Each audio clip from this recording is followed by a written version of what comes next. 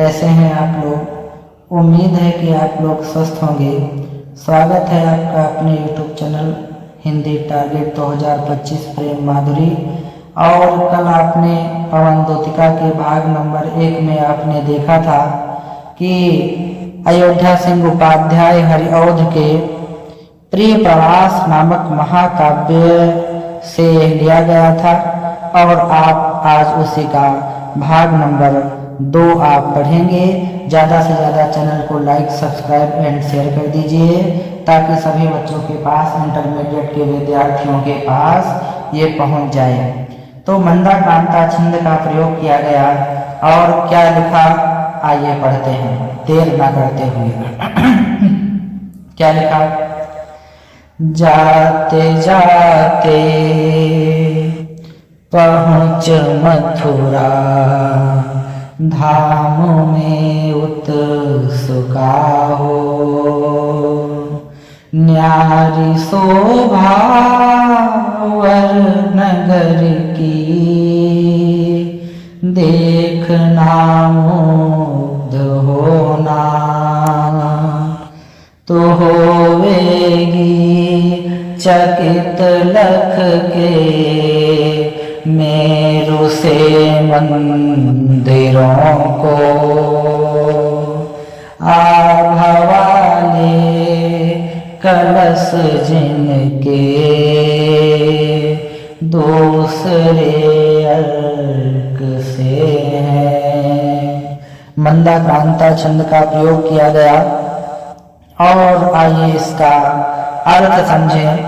लिखा है, जाते जाते अर्थात चलते चलते योगिनी राधिका अपनी सखी पवन से कहती है कि तुम चलते चलते मथुरा धाम में बड़ी उत्सुक होकर के वहां पहुंच जाना।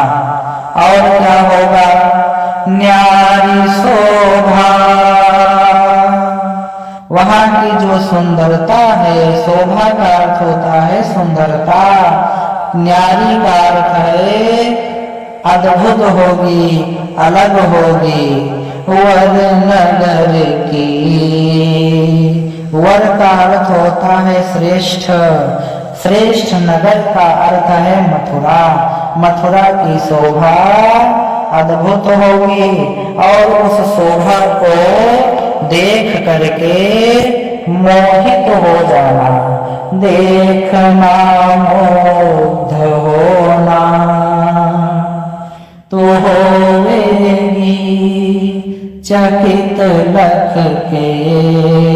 लख मतलब होता है देखना, अर्थात तुम देख करके आश्चर्यचकित हो जाओगी। क्या देखोगी, मेरु से, मेरु का अर्थ है सुमेरु, सुमेरु पर्वतों के समान ऊंचे ऊंचे मंदिरों को, मंदिरों को देख करके आश्चर्यचकित हो जाओगी।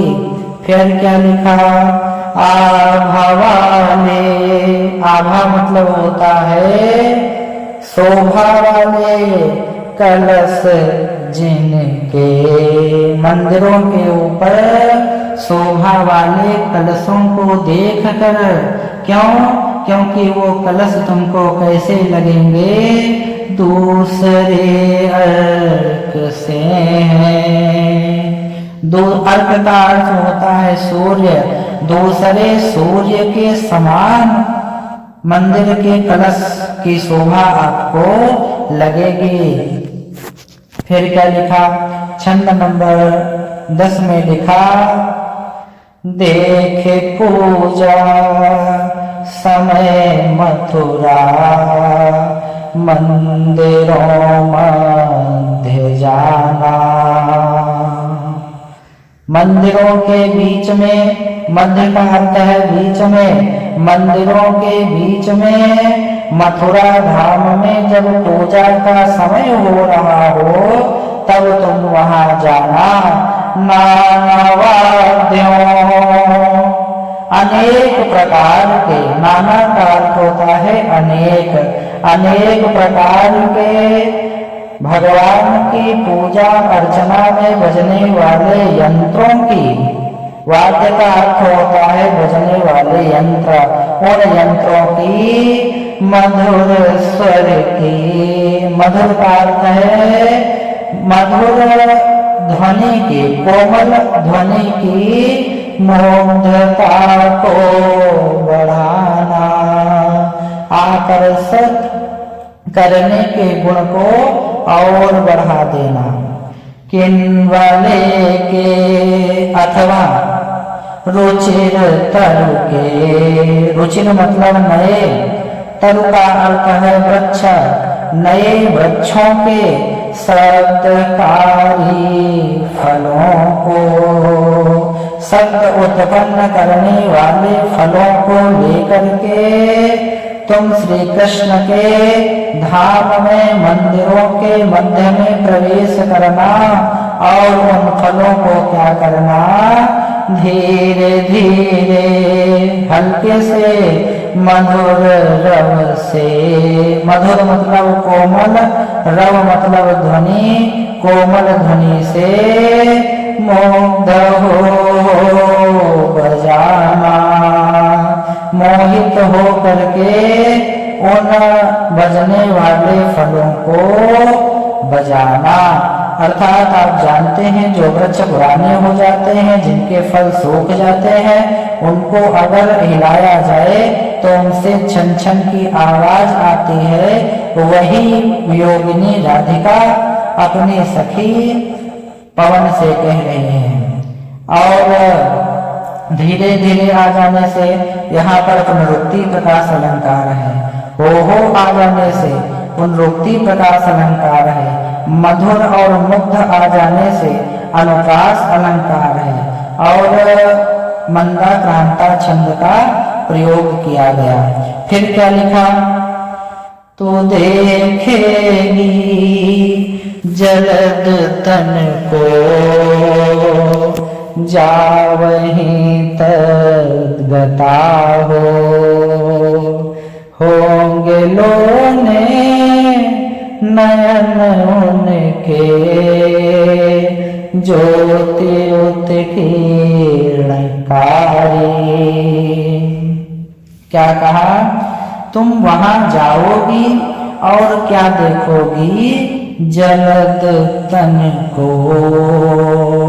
जलद का अर्थ होता है बादल, तन का अर्थ होता है शरीर, अर्थात बादल रूपी शरीर वाले श्री कृष्ण को जाकर के वहां पर देखोगी। श्याम वर्ण वाले बादल कैसा है, श्याम वर्ण है। श्री कृष्ण कैसे हैं, श्याम वर्ण है। इसीलिए जलद तन का प्रयोग किया गया और यहाँ पर रूपक अलंकार है। और क्या लिखा, होंगे लोने, वाह, लोने का अर्थ है सलोने, सलोने का अर्थ है सुंदर, नयन उनके, उनकी आंखें सुंदर होंगी, ज्योति उत्कीर्णकारी, और उनकी आंखों से अद्भुत ज्योति का प्रकाश निकल रहा होगा। फिर क्या लिखा, मुद्रा होगी वर वदन की।